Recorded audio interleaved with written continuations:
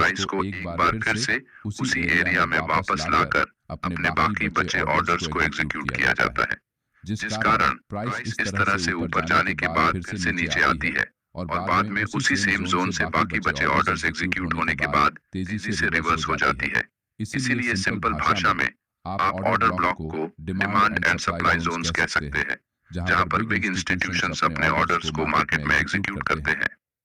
order block क्या है, ये समझने के बाद